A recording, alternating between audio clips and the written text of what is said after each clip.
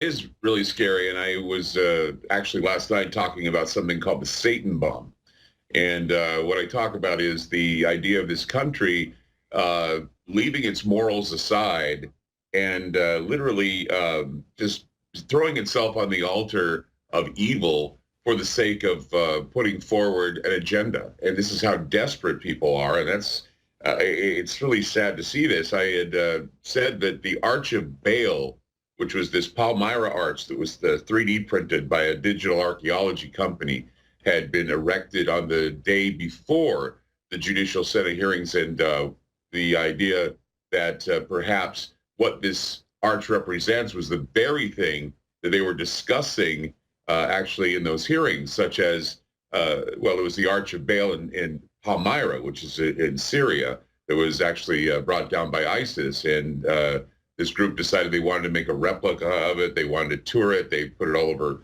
They first sent it to New York. They sent it to Trafalgar Square. After it was erected in Trafalgar Square in England, someone decided to erect a demon called Pazuzu, which of course is a familiar demon to those people who see the movie The Exorcist. They erected Pazuzu on the Queen's Library just down the street from this arch. And I was thinking to myself, how peculiar is it that they do this? This is some sort of priestcraft or black magic that's being done, actually revealing the horned owl at the Bohemian Grove, which of course is a representation of Moloch.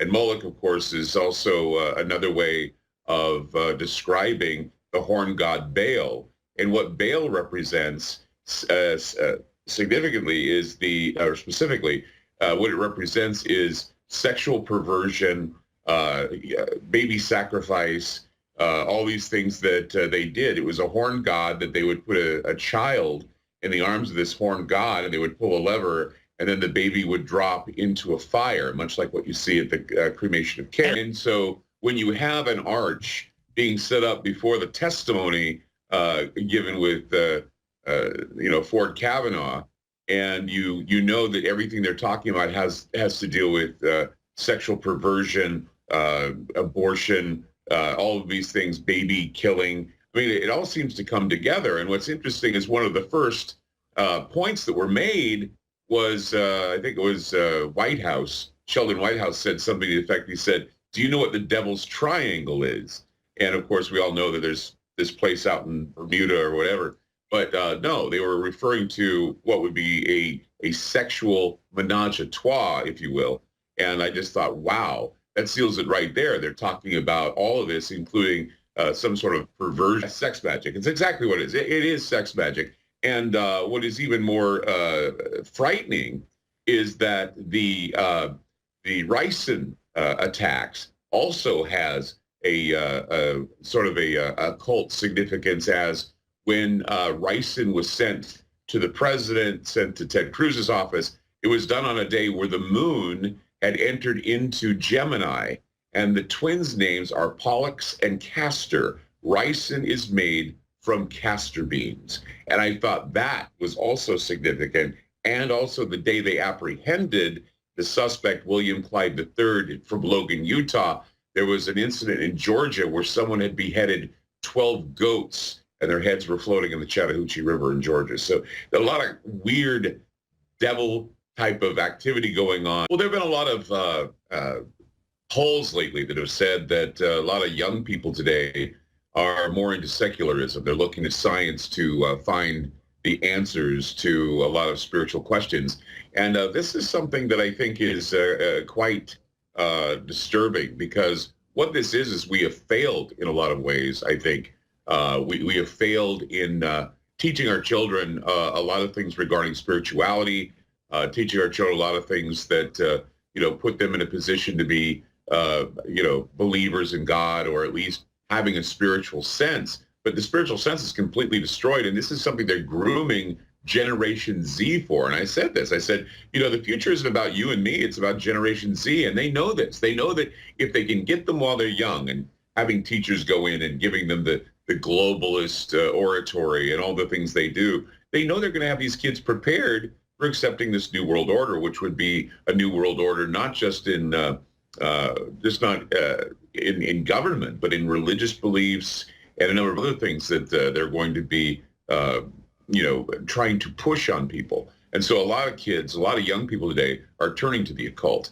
And this is something that, in fact, I think if you read The Open Conspiracy, if you read The New World Order, these are books by H.G. Wells, who was a fiction writer, but he said, since he was a Fabian socialist, he said, that's the agenda. The agenda is going to be winning over the young people, having them fight for this, and doing so by grooming them and changing their views on everything from government to religion. Luciferians are kind of Illuminati type individuals who are looking for knowledge, and they use Lucifer as the symbol for knowledge and enlightenment. When you're looking at Satan, however, the fallen one, there are people who use Satan as an icon of basically atheism, saying, well, I don't believe in God or the devil, and so they call themselves Satanists, for lack of a better term. What they really are, secularists and hedonists and nihilists. But when you look at somebody who is actually a theistic Satanist, you look at a number of religious organizations that call themselves like the Temple of Set, or you talk about the Satanic Temple, those who are crucial in bringing forward these statues of Baphomet in the public square, and of course the Arch of Baal, where they tell you, oh, the Arch of Baal is a representation of peace and freedom, when in reality it's a representation of sexual orgies, promiscuity, and baby killing. And this is exactly what they brought up during the whole Kavanaugh Ford debates, or the hearing, is whether or not Brett Kavanaugh was a sexual predator, and what his positions will be once he's confirmed as judge, or as the Supreme Court justice. That once he's there, what is he going to do with the idea of reproductive freedom, as they call it? It's all about abortion. It's all about baby killing. It's all about sex. It's all about homosexual sex, the devil's triangle, all these buzzwords that people like Sheldon Whitehouse were just so happy to basically parade around the hearing and to talk about. And this was something that really made me feel uncomfortable, because, this certainly smacked of a lot of occult buzzwords. We're calling it twilight language, if you will, just basically spreading the hidden agendas. It's not about the worst of two evils or the best of two evils. We always seem to deal with evil, and it just, I guess, it's the intent, or what is eventually going to happen with this. I would say that it's certainly, if he does get confirmed, which I think he will too, I think it's going to put a lot of pressure on him to be ever mindful of how he's going to be looking over his shoulder. He's going to be having to play the game, so to speak. And that's what really worries me, is that the game will have to be played and certain compromises will have to be made. Now, this will be, this will be done because that's how it's done in Washington. I mean, if the government has something happen that's peculiar or weird, it's because they planned it that way. And that is something that I think a lot of people need to understand. It was FDR that said that. He said, well, if it happens in government, it's because we planned it. And it just seems to me that it seems to me that things seem to be going as planned. And it just seems like a very interesting plan, bit by bit, play by play. See, I see patterns, and I'm like you. I believe this, that it's not what I believe as far as the occult is concerned. It's what they believe. And so if they believe it and they practice it, and they like their little medieval dramas with worshiping owls and jumping around naked in front of an owl in the Bohemian Grove, and if they like their little arches, and if they like their little demonic hand signs, and if they like their twilight language like Devil's Triangle and other things, you know that there are people, high-ranking people in positions that certainly do these types of rituals. They have this type of affirmation for, like you say, Babylonian secret school, secret societal Satan stuff. And I've seen that all the time. I see it all the time. I mean, it was, of course, my exposure, some of my first exposure to it was from Spy Magazine and from you. So, I mean, the triggering of the Bohemian Grove meme is certainly right here and now. Now, I don't know, is Kavanaugh a bonesman? I didn't really know if he was. Or if you read any postmodern philosophy, like by Jean Baudrillard, who said that we're living in times where symbols mean more than reality itself. And it's because consciously and subconsciously, we respond to these symbols. That's why, you can take a swastika into the Eastern world, and they'll see it as a symbol of peace. You tilt it one way and it turns into a sign of Nazism. You take a cross, you look at it and you say, oh, that represents God. You turn it upside down, it represents the devil. People understand these signs and symbols. They know the numbers. If you say 666, immediately they say, oh, it's the mark of the beast. We have been actually, this is wired into our DNA, these symbols and signs. And so if you see them and you're aware of them, it basically sends red flags. If you don't know about them, it still sends red flags, because on a cellular level, the body and the mind and the soul responds to ancient symbolism. Well, I heard a definition once of what a monster is, and it's a very simple description. A monster is a human being who doesn't care. And that's how you become a monster. You just become, you don't care. And what is the whole purpose of the cremation of care? We release from ourselves any responsibility. We release from ourselves any care. And the definition of a vampire is a vampire that robs you not only of your blood, but of your virtue. It's the idea that if you can eliminate progeny. I mean, what was the whole purpose of the Garden of Eden? The Garden of Eden, when Adam and Eve ate of the fruit, it was, we want to corrupt the DNA of mankind because we look at them as abnormal monkeys. Well, there's power in sex magic, and some of the groups that, are well known, like the OTO and other groups, of course they practice sex magic. There's a lot of power in the orgasm. There's a lot of power in bringing that forward. In fact, if you want a sigil to be energized, usually people who are magicians or wizards or whomever, they'll tell you that the best way to power up a sigil or a symbol is to either do so through sexual intercourse or sodomy or even masturbation. So they know that the power of sex is very is appropriate for these sigils. And I know it's kind of uncomfortable to talk about this, but this is what goes on. I mean, you've seen movies like Eyes Wide Shut. You've seen, like I say, the robbing of virtue, young people, young women, young men becoming sexual objects. We know the Franklin scandal. We know of, the situation with those boys who were harmed. We know the stories of boys that are brought to the Bohemian Grove for this type of thing. I mean, trafficking and pedophilia, all of this is a part of it. And it's beyond the Pizzagate. It's beyond that. It's all of that. But, we become specific, and that's where the media has their heydays, because you become specific in one area and they say, well, it's not happening here. But what they exclude is it's happening in a lot of places. And we see a lot of it being revealed and hinted at. But we never seem to find ourselves in a situation where we can nab the offenders, because the offenders are high-powered, highly paid individuals.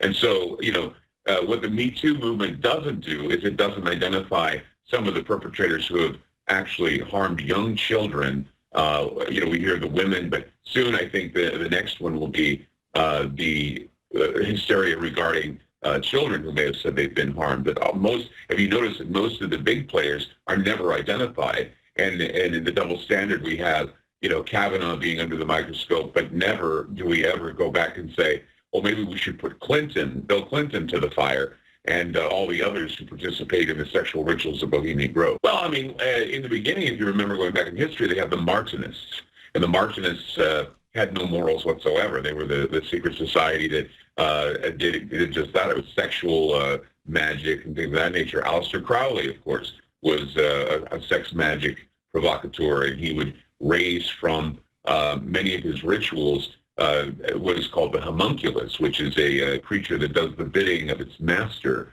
many times. And that's exactly what the AI movement is all about, is creating the mechanical homunculus, or the slave or servant. And even Anton LaVey had said, the Black Pope of the Church of Satan, he said the future would be having a mechanical serf to do everything. Well, we are on the verge of pushing ourselves to the precipice of a new evolution. It's the new age, they call it. It's the age, the golden age. And they said in the golden age there would be a new man, and the new man would then lead us. And if you want to talk in religious Christian parlance, the new man that they're talking about, of course, is the Antichrist. And what's interesting about Baal, and what's interesting about the rule of Baal. The rule of Baal is quite simply, and the resurrection of Baal is quite simply the resurrection of the spirit of the Antichrist. So when they bring the arch to Washington, D.C. Mall and they erect it, they say it's about freedom and liberty. No, it's about the Antichrist and what the Antichrist stands for.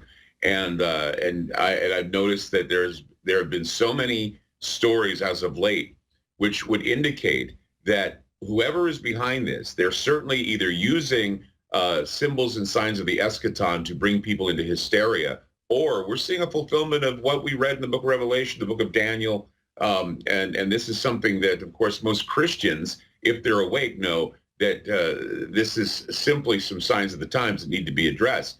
If not, this is certainly a counterfeit attempt at trying to nudge God into the apocalypse. And the most cynical thing mankind can do is to fake his own prophecies and also to fake his own second coming. So if this is going on, that is the most diabolical thing I think the elite can do, is to actually fool people into believing that the power relies in mankind and their ability to become more like machines rather than becoming more human.